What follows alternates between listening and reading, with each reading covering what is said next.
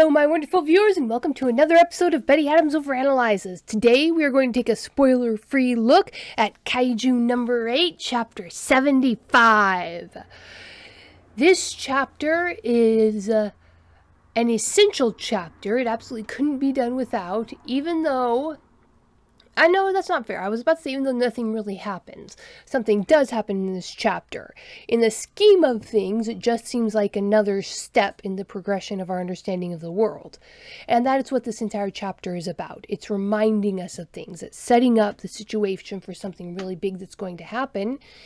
And because of all the factors at play, there really is no way to tell what that big thing going to happen is, because Matsumoto is the master of the corkscrew plot twist. But before we get into all that, again, this will be spoiler-free, so I'm going to plug my book now. Check out the links below the video to go get yourself a copy of the book. Humans Are Weird. We have the data. Humans Are Weird. I have the data. Or We Humans Are Weird. We took a vote. Anyway, either of those books is available on Amazon, Barnes & Noble, Kobo by Rakuten, anywhere books are sold.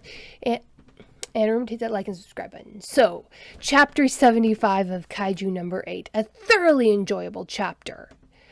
And again, everything is, it's not that nothing significant happened in this chapter, it's that everything is of equal significance.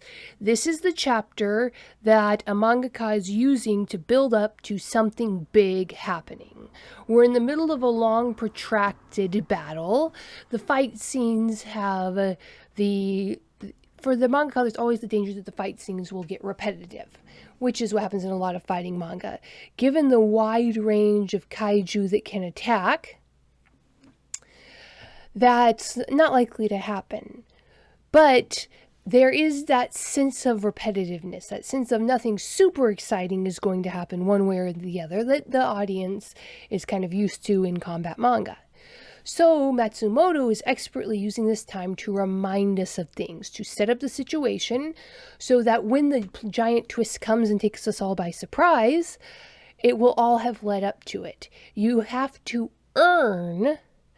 When something big happens in a story, you have to earn it. When people don't like what happens in a story, frequently they say the characters didn't earn it. Either an advancement in their relationship or an emotional... tragedy, the reaction to an emotional tragedy, it has to be earned. And this is one of those chapters where Matsumoto is putting in the work to earn our reactions of shock and surprise and ultimately satisfaction when the big twist comes. So what is Matsumoto reminding us about? The big thing that Matsumoto seems to be harping on in this chapter are the controllers. What am I talking about? Okanogi, or Glasses Girl, one of the first characters we got introduced to in the 3rd division. I mean, she was right up there after Mina. We probably knew more about Glasses Girl than we did about Vice Captain Hoshina at first. So she's a major reoccurring character. Her job is to... she and her team are the support. If you've ever studied the Air Force, any Air Force, you know that to keep one fighter jet up in the air requires 400 for 1 hour up in the air, you have 428 personnel hours on the ground taking care of that airplane, prepping the airplane, monitoring the airplane systems, helping the airplanes to land.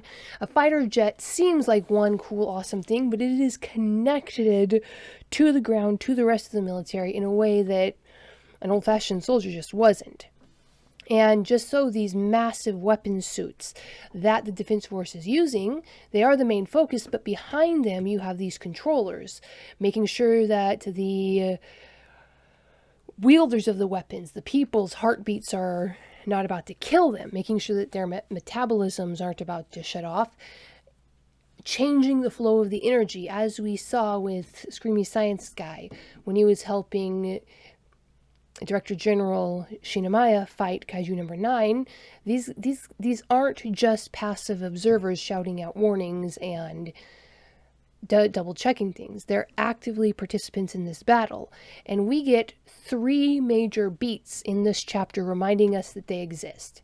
We get close-ups of Okanogi and her team, which is I'm not going to call that a spoiler because, yeah, I know that led in.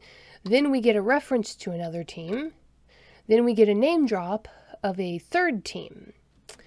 And again, when Matsumoto takes the time to Matsumoto goes out of his way to drop things like that in such an obvious manner, that's building up to something. So these control teams are going to be very important in the coming conflict coming up. Then we have the reminder that resources must be deployed strategically.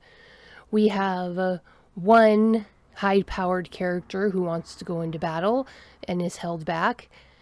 Then we see another okay, let's see. There's 3 beats of that just in this chapter. We see the first high-powered character is being considered and thought about. The second high-powered character wants to go into battle, and the third high-powered character actually gets a chance to go into battle after being held back. And you can see this from the different perspectives, those actively in battle, those wanting to go into battle, and those who were waiting to go into battle. It's interesting and so we've got several panels dedicated to this idea, and then the supporting 2 beats. That resources must be used strategically, or else there can be very, very serious consequences. Then we get an introduction of the more detailed technology. Matsumoto seems to really love his hardware, and he kind of lovingly shows us the details on these guns and weapons. And do you remember a few chapters back I was so excited to see Kakoru's railgun? Well, no spoilers, but I've got even more excited for the equipment in this chapter. And even, well, not so little things, but compared to the bigger weapons, the giant Gatling gun that Shinomi wields. That's the platoon leader we've seen before with the tips on her hair, with the silver tips on her hair. You really do have that amazing attention to detail that Matsumoto is really getting famous for. So those are the 2 biggest things that Matsumoto was reminding us of. 1, these controllers are very important. 2, it is important to use your resources strategically. And then 3, there is this rivalry between the 1st and 3rd divisions. We've seen them working so hard together and working so well together over the past several chapters that we've forgotten these are little more than children. Very few of them are over 25. And even those that are seem to have that trauma-induced extended childhood, even though they're being put in charge of these fantastic weapons. And a 4th thing we're being reminded of is that Kafka's true abilities, the ones that are his strictly and not Kaiju number 8's, are his ability to analyze corpses after the fact, the ability to dig into these Kaiju and figure out what's making them tick. And there is a distinct image here. The entire point of the conversation he's involved is a different point entirely, but the imagery is reminding us that Kafka's true value to the Defense Force, the thing that got him promoted to officer finally after all of his efforts, was his ability to while everybody else was duking it out and battling, he was able to gather critical information on the scene as he's taking apart these Kaiju. So that's reminder number 4. The controllers are super important. Strategic application of resources is important. There's this rivalry behind the divisions, and Kafka's actual superpower is his brain, his ability to analyze on the fly and come to conclusions in the midst of a battle that other people would only be able to discover long after the fact. Then we get, on a side note, we get reminded of Matsumoto's dedication to biology as well as physics and his dedication to science.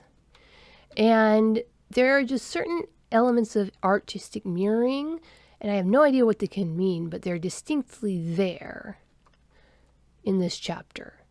But those are the 4 main points. Keep in mind the controllers and how important they are. Keep in mind that it's important to use resources strategically. Keep in mind that Kafka's greatest value is his ability to analyze the kaiju corpses on the fly. Keep in mind that these are effectively hyper advanced children wielding these weapons in many cases. And the fifth and final element that Matsumoto is reminding us of with this chapter, these weapons, these suits, take a tremendous toll on the body. And the chapter kind of ends on that note. Just a visual reminder that these suits are slowly killing their users, one inch at a time, shaving years off the end of their life. And if they use them too much, their life ends right then and there. So those are the 5 things I took away from chapter 75. What do you think? How do you think the controllers, Okanagi and her ilk, are going to come into this? What is going to be their role? Why do we have a 3-beat reminder of their existence and their importance in this setup chapter? Where do you think the mangaka is going with that? But those are my questions. Hey, leave a comment below telling me what you think. Hit that like and subscribe button, and peace out, my wonderful viewers.